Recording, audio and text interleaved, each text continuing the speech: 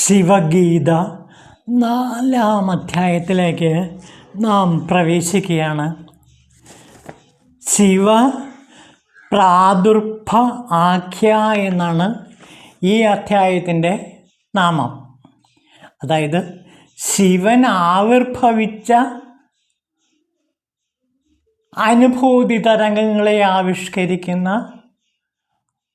ഒരധ്യായമാണിത്. അതുകൊണ്ട് വളരെ ദിവ്യമാണ് ഈ 4-ാം അധ്യായം. ശിവഗീതയിലെ 4-ാം അധ്യായത്തിൽ നാം കാണുന്നത് ശ്രീരാമൻ്റെ മുമ്പിൽ ശിവൻ പ്രത്യക്ഷപ്പെട്ട് പാശുപതാസ്ത്രം നൽകുന്ന ആ ദിവ്യമായ മുഹൂർത്തത്തെ ആവിഷ്കരിക്കുന്ന ഒരധ്യായമാണ് ശിവ പ്രാദുർഭ ആഖ്യ. നമുക്ക് അതിലേക്ക് പ്രവേശിക്കാം. സൂത ഉവാച ഏവമുക്ത മുനിശ്രേഷ്ഠേ ഗതേ തസ്മിൻ നിജാശ്രമം.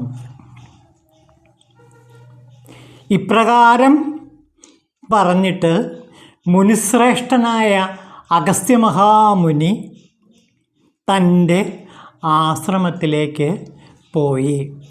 അപ്പോൾ സൂതൻ തൻ്റെ അടുത്തിരിക്കുന്ന ശിഷ്യന്മാരോട് പറയുകയാണ്.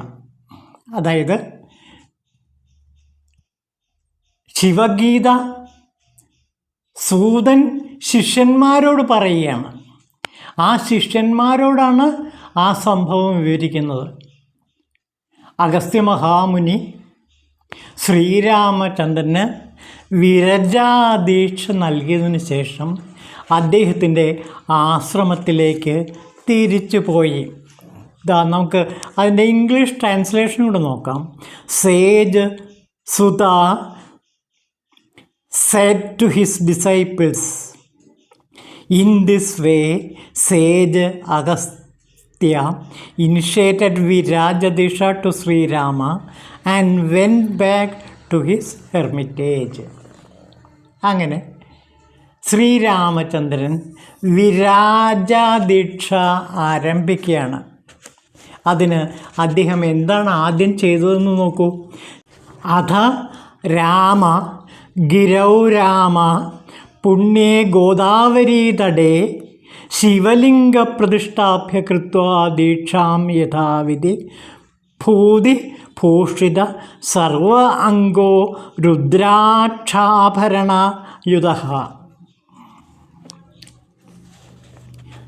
ശ്രീരാമചന്ദ്രൻ വിരജാദീക്ഷയ്ക്ക് വേണ്ടി ആദ്യമായി ശിവലിംഗം പ്രതിഷ്ഠിച്ചു.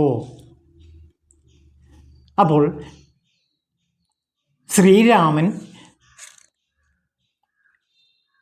വിരജാദീക്ഷ നടത്തുന്നതിന് മുമ്പ് ആദ്യമായി ചെയ്തത് ശിവലിംഗ പ്രതിഷ്ഠയാണ്. യഥാവിധി വേണ്ട പൂജാ സംവിധാനങ്ങളുടെ പൂജാധിഷ്ഠാനങ്ങളോടെ യഥാവിധി ശ്രീരാമചന്ദ്രൻ ശിവലിംഗത്തെ ആദ്യം പ്രതിഷ്ഠിച്ചു. പിന്നെ അദ്ദേഹം എന്താ ചെയ്ത് ഭൂതിഭൂഷിത സർവ അംഗോ രുദ്രാക്ഷാഭരണയുധ ശരീരമാകെ അദ്ദേഹം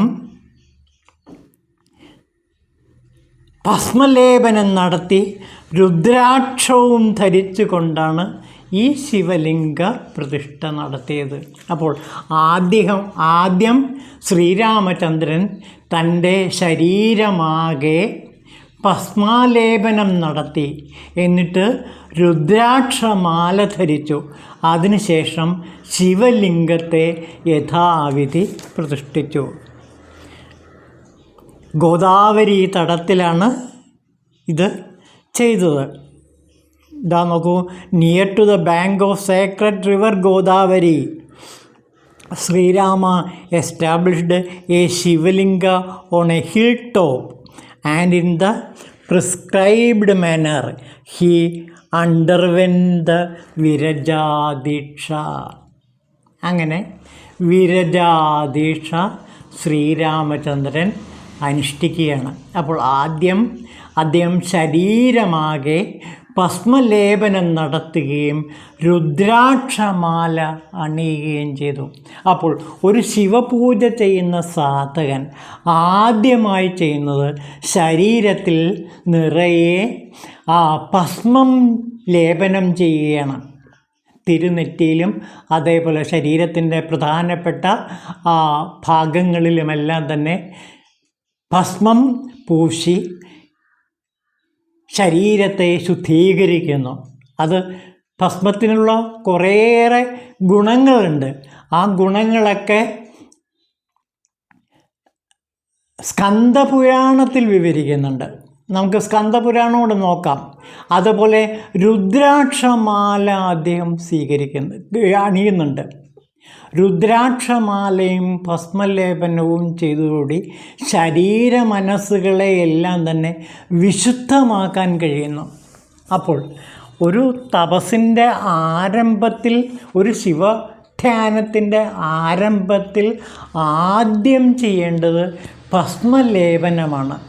ഭസ്മലേപനത്തിലൂടെ ശരീരത്തിനെയും മനസ്സിനെയും ശുദ്ധീകരിക്കുന്നു. ശരീരത്തിലെ എല്ലാ മാലിന്യങ്ങളും ഭസ്മലേപനത്തിലൂടെ കഴുകിക്കളയപ്പെടുന്നു. അതേപോലെ തന്നെ ശരീരത്തിലെ എല്ലാ തരത്തിലുള്ള നെഗറ്റിവിറ്റിയെയും ഇല്ലാതാക്കാൻ ഈ ഭസ്മലേപനം കൊണ്ട് കഴിയുന്നു. അപ്പോൾ ആ നെഗറ്റീവ് എനർജിയെ പരിപൂർണമായി ഇല്ലാതാക്കാൻ ഭസ്മലേപനത്തിന് കഴിയും. അതേപോലെ തന്നെ രുദ്രാക്ഷമാല ധരിക്കുന്നതിലൂടെ മനസ്സിനെയും ശുദ്ധീകരിക്കാൻ കഴിയുന്നു. മനസ്സ് ഏകാഗ്രമാകാനും മനസ്സ് ശിവങ്കൽ അർപ്പിക്കാനും ഒരു സാധകന് ഇതോടെ കഴിയുന്നു.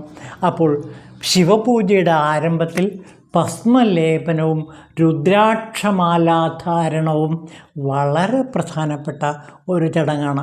അപ്പോൾ നമുക്ക് ഈ രുദ്രാക്ഷ മാഹാത്മ്യത്തെക്കുറിച്ചിട്ടും അതുപോലെ ഭസ്മലേപനത്തിൻ്റെ മഹാത്മ്യത്തെക്കുറിച്ചിട്ടും സ്കന്ദമഹാപുരാണത്തിൽ എന്താണ് പറയുന്നത് എന്ന് നോക്കാം.